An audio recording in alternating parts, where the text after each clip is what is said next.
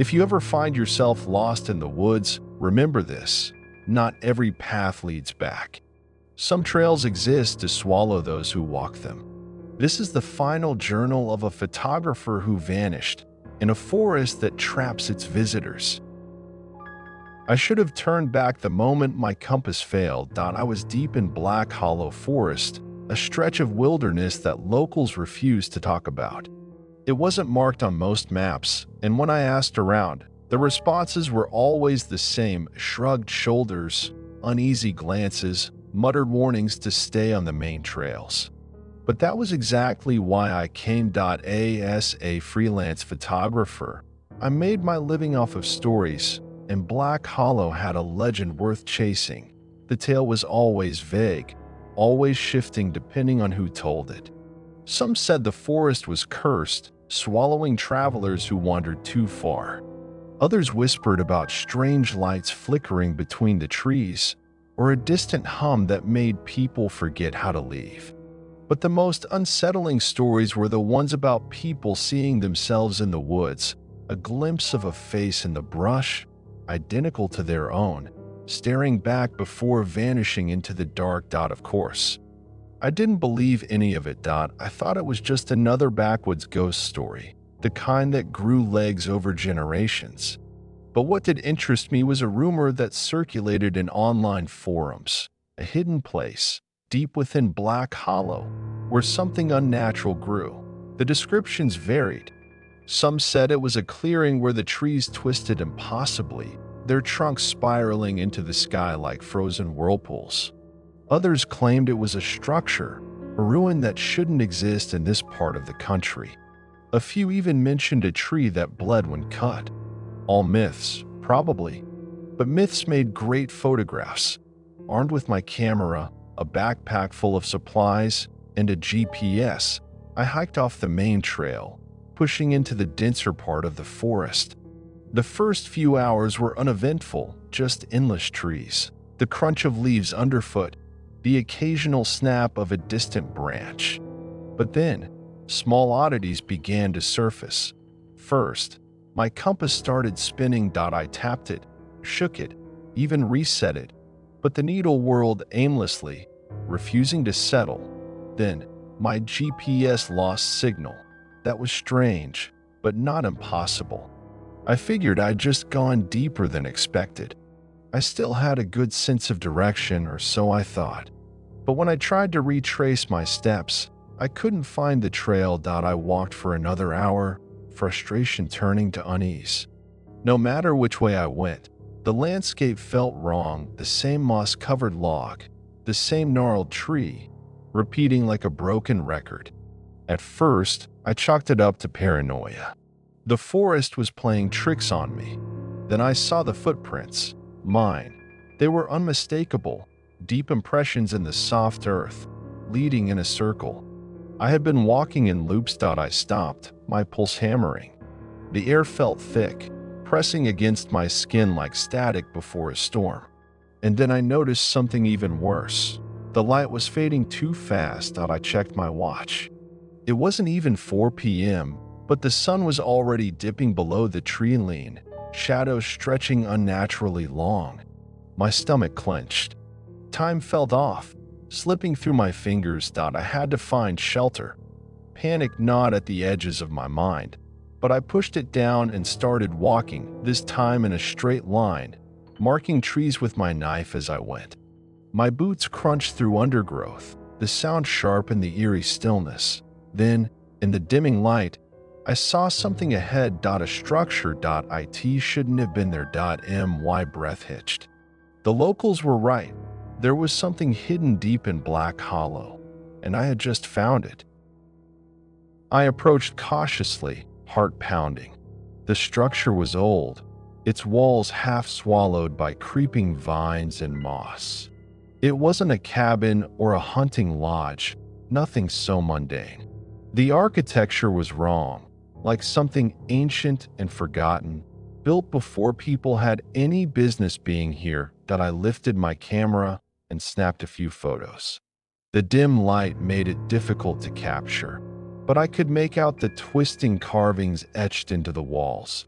Symbols that made my skin crawl just looking at them. That a gust of wind rustled through the trees, sending a chill down my spine. It carried a sound with it. A whisper. I spun around, scanning the trees. Nothing. Just endless trunks stretching into the gloom. I swallowed hard and turned back to the structure. There was a doorway, slightly ajar. Against every survival instinct screaming in my head, I stepped inside. Inside, the air was thick, stale, heavy, as if the place had been sealed for centuries. My flashlight flickered as I swept it across the room, illuminating a space that should not have existed. The walls were made of the same strange stone as the exterior, the carvings running along every surface. The patterns looked almost organic, like veins twisting beneath skin. I raised my camera again, but the moment I clicked the shutter, my flashlight went out. I stood frozen in the dark, my own breath ragged in my ears. Then, a scraping sound. Somewhere behind me. I turned so fast I nearly lost my balance. My fingers fumbled to switch the flashlight back on, and when the beam finally flickered to life, it landed on nothing. But something had been there. The dust on the floor had been disturbed. Something had moved. A deep, bone-deep chill settled over me. I needed to leave. Now. I turned back toward the doorway, but the moment I stepped forward, it was gone. The entrance had vanished. In its place was just more wall, carved with the same impossible symbols. I was trapped. Panic set in fast. I ran my hands over the stone, feeling for seams, for anything. The doorway had been here. It had been real, hadn't it?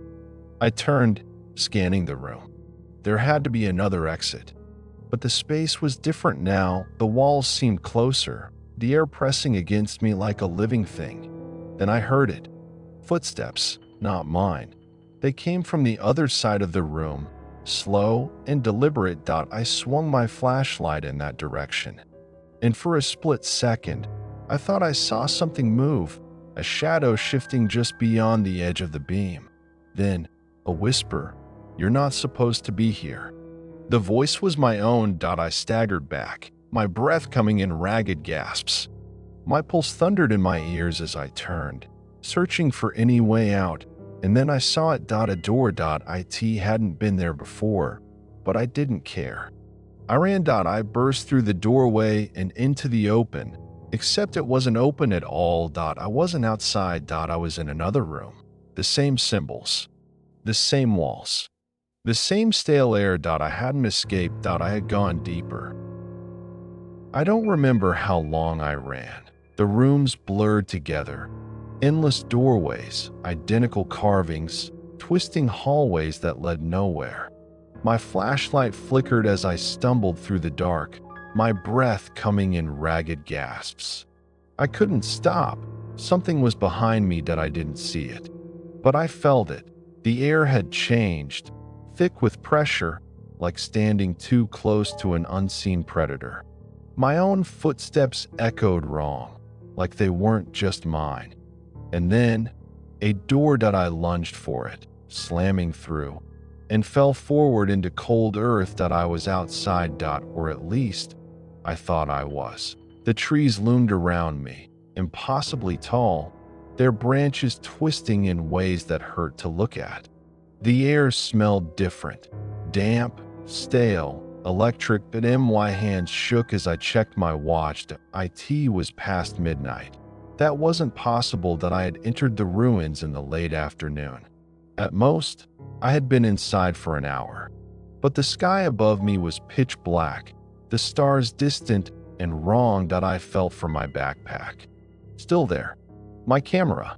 Still there. My food.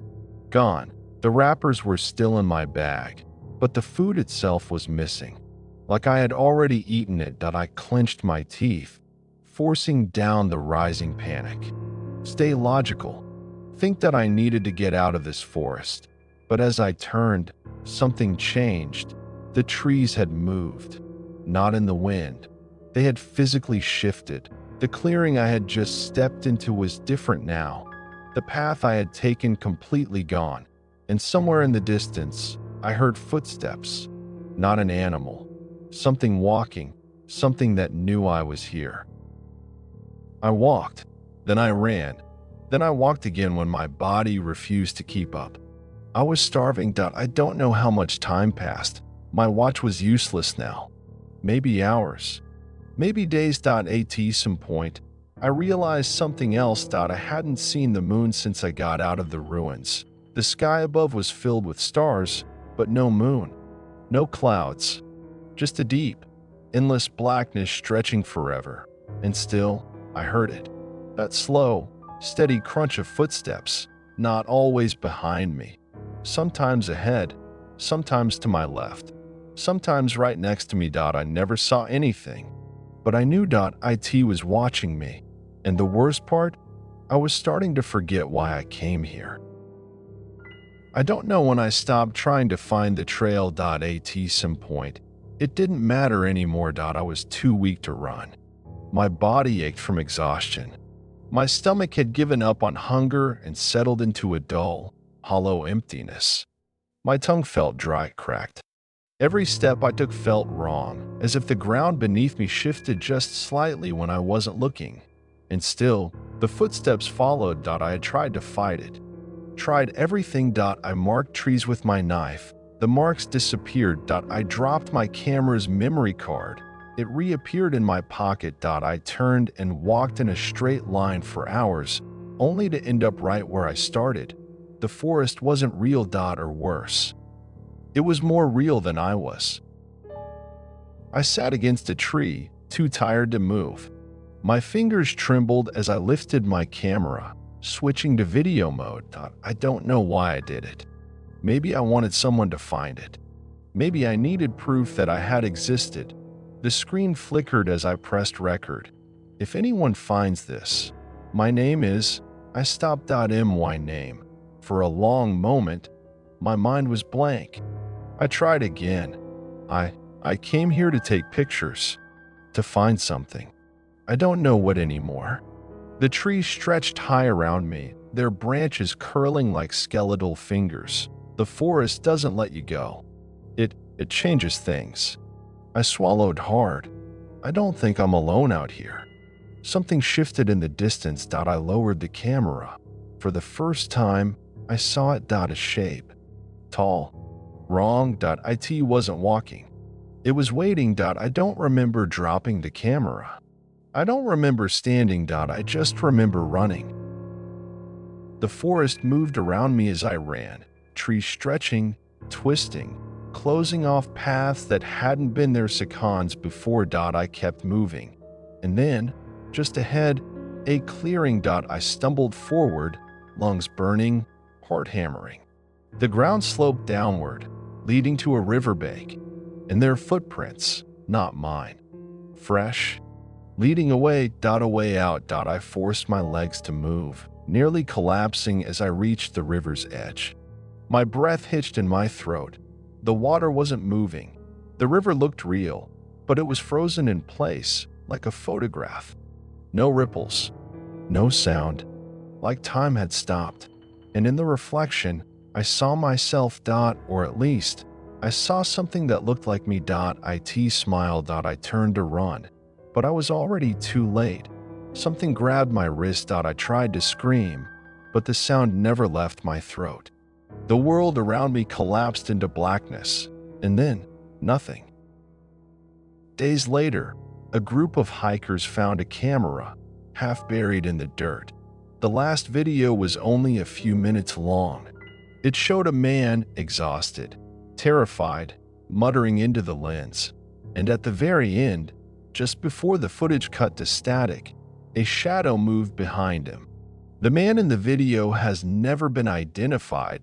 No missing persons report matches his face. As if he never existed at all. Do you think this story is just a legend? Or could something like this really happen? Let me know in the comments. And if you enjoy dark, unsettling horror stories like this one, don't forget to like, subscribe, and turn on notifications because sometimes the scariest stories are the ones that feel real.